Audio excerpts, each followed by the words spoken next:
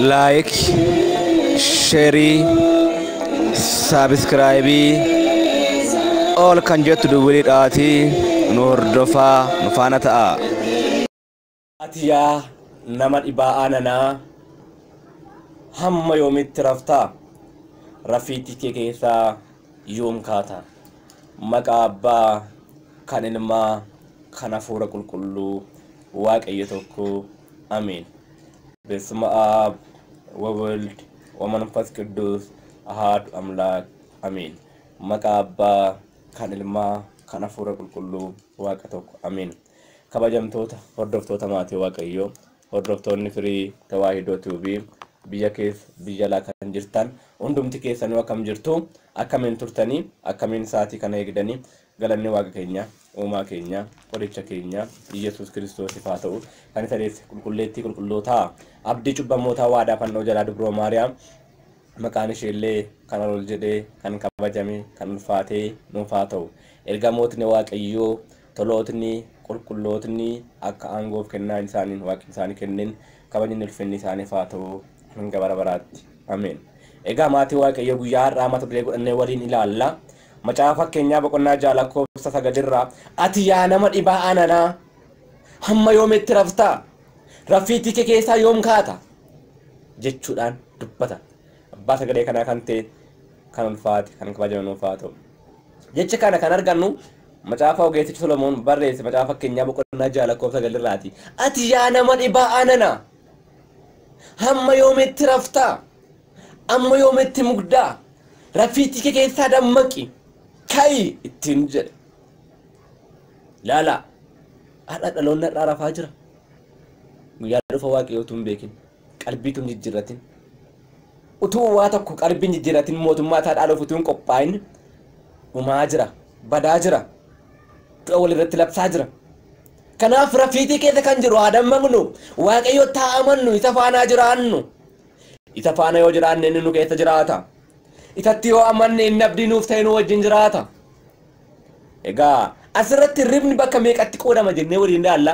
Irribni bakka adda addaatti qoodama. Isa keessaa inni jalqabaa irriba maali? Irriba foonii. Irriba maali? Irriba foonii.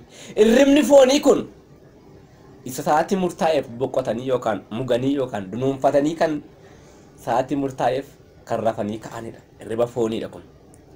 Irribni foonii boqonnaa sa'aatii boqonnaa jechuudha. Irriba boqonnaa fooniif kennu.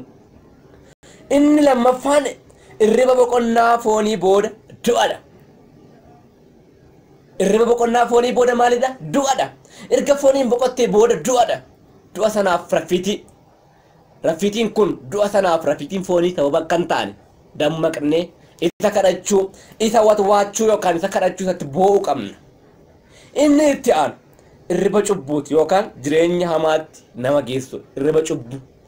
Innis cubbuu keessa har'a yoo cubbuu hojjete boris isumatti deebi'eetti caalaa deema taanaan kun irriba cubbuu keessa rafiitii isaadha. Kuna keessaa immoo dammaquu qabna. Hojii gaariidhaan moo'uu qabna. Hojii badiisaa sana injifannee gaarummaadhaan agarsiisuu qabna. Yoo akkas goone argamne jireenya bara baraa arganna. Yoo akkas goone argamne dhaaltu mootummaa isaa arganna. Yoo akkas goone argamne fayyina bara baraa arganna. Kanaaf namoonni tokko hojii cubbuutiin ni rafu. Hojii maaliitiin cubbuutiin rafu. Dhibaa'aa jechuun bakka lamatti gabaabseen ka'a. Dhibaa'aa jechuun jal'aa hojii jal'aa kan raawwatu dabaa kan raawwatu hammeenyaaf kan fiigu jechuudha.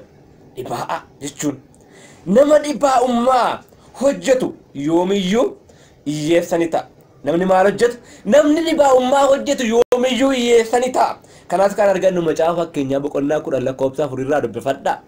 Boqonnaa 10 lakkoofsa 4 irraa fakkeenya namni dhibaa'ummaa hojjetu namni dabaadhaaf fiigu yoomiyyuu hiyyeessan ta'a jedha. Abbaan sagalichaa kan ulfaate kan kabajame nuuf haa ta'u. Kanaaf maatii waaqayyo warri dhibaa'ummaa isaanirraa fagaates dhibaa'ummaan isaanirraa fagaates isaan haa gammadan isaan sooressadhaa jedha. Eenyu laata isaan? Warri dhibaa'ummaa raawwachuu dhiisanii warri dabaatti kufuu dhiisanii isaan sooressadhaa jedha. Kanaaf dhibaa'ummaa dhiisnu hojii gaarii goonu. Isa dhagaan sirriitti dikeen hin darbatin akkuma jedhu dabaan hin deebisina. Hammeenyaan hin deebisina. Gaarummaadhaan haa deddeebisnu. Dhugaadhaan haa deemnu. Dhugaadhaan haa amannu. Yoo kana goone arganne dhugumatti jireenya arganna. Inni biraan macaafa fakkeenya boqonnaa 12 lakkoofsa 24 irraa kan argannu immoo akkana jedha. Namni dhibaa'aan garbicha namaa ta'a jedha. Namni maal ta'a? Namni dhibaa'aan garbicha namaa jechuun hojjetaa tajaajilaa mana namaa galee yookaan kan qacaramu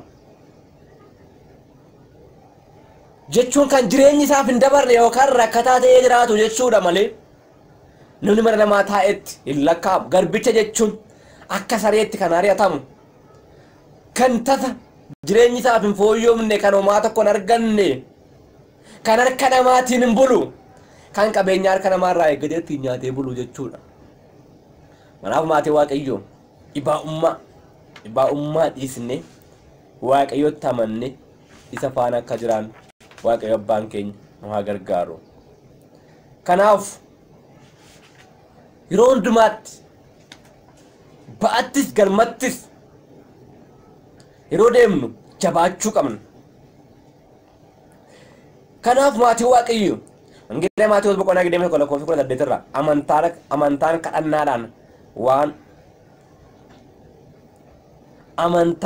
kadhannaadhaan waan waammattan ni argattu jedha. Waan maal gootan? Waan waammattan, waan kadhattan ni argattu. Maaliin? Amantiidhaan. Egaa maatii Waaqayyoo waan waammanne kan argachuudhaaf amantiidhaan deemuu qabna. Akkuma seenaa muka arbuu ija dhabde sana akka hin taane hubadhaa. Seenaa muka arbuu ija dhabde sana kanneen ittiin gaarii hin bu'in utuu gaarii hin buusin firii gaarii utuu hin buusin kan darban hin laalla. Fakkeenya seexana yookaan Saaxinaa'el. Dura seexanni maqaan isaa inni jalqabaa Saaxinaa'el jedhama. Laala yeroo kana inni dabaa raawwachuudhaan ana waaqni keessan anatu si uume anaaf sagadaa anaaf bitamaa yeroo jedhetti baay'een isaanii duuka booji'aman baay'een immoo hin didan.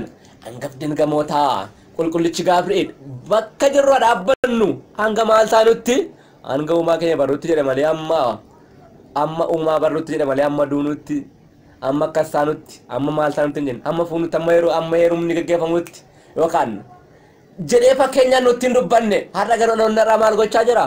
Fuudhaaf jedhee heerumaaf jedhee amantaa jijjiiraa jira. Inni garuu amma uumaa keenya barruutti jedhe. Eenyu uumaan keenya jennee amma gaafanne adda baafannutti bakka jiru dhaabbadhaa haa dhaabbannu jedhe.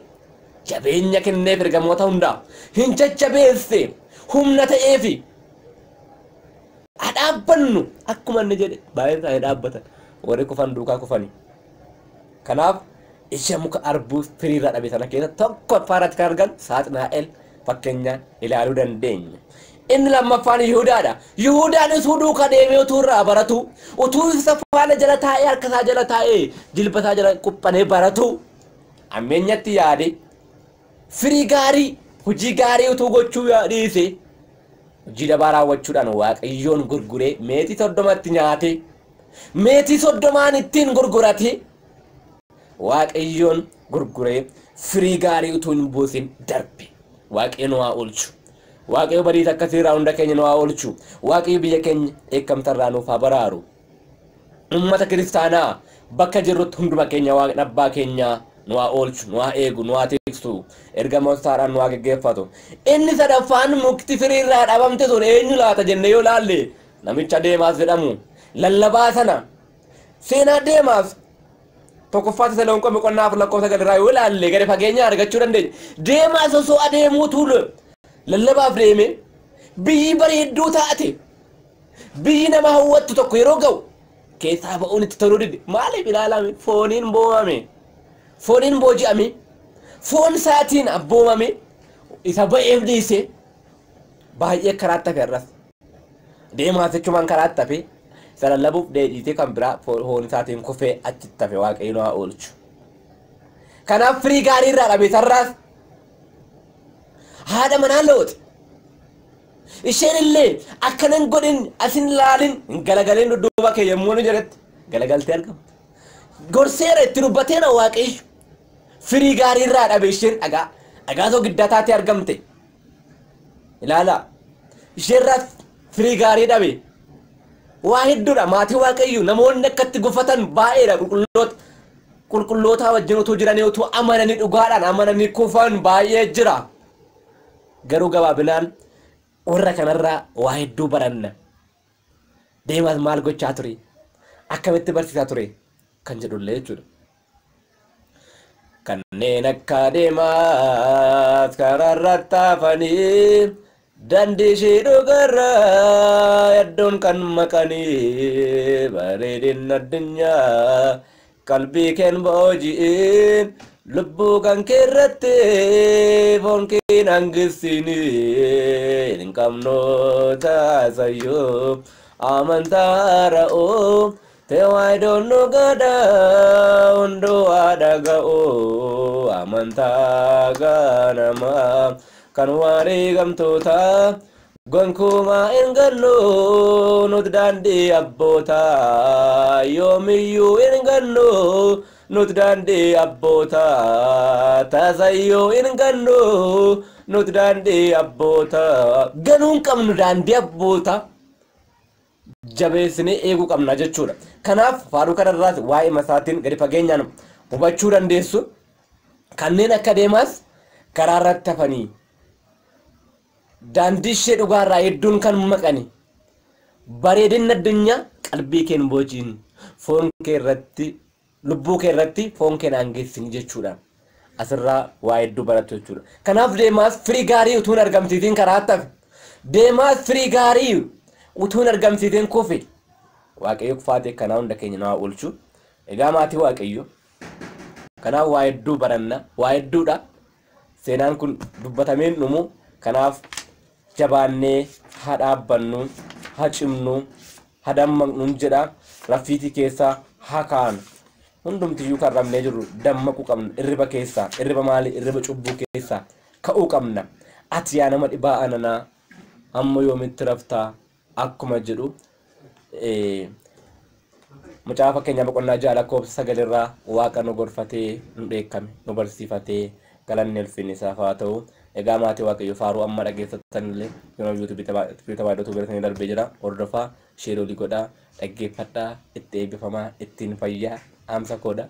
Akkasuma firii tabaadhatu bi subscribe like fi share gochuudhaan uummata kiristaanaa maraan akka geessan maqaa Waaqayyoo maqaa Waaqa isa jiraataa maqaa Yesuus Kiristoos ilma dubroo Maariyaamitiin sin gaafadhaa.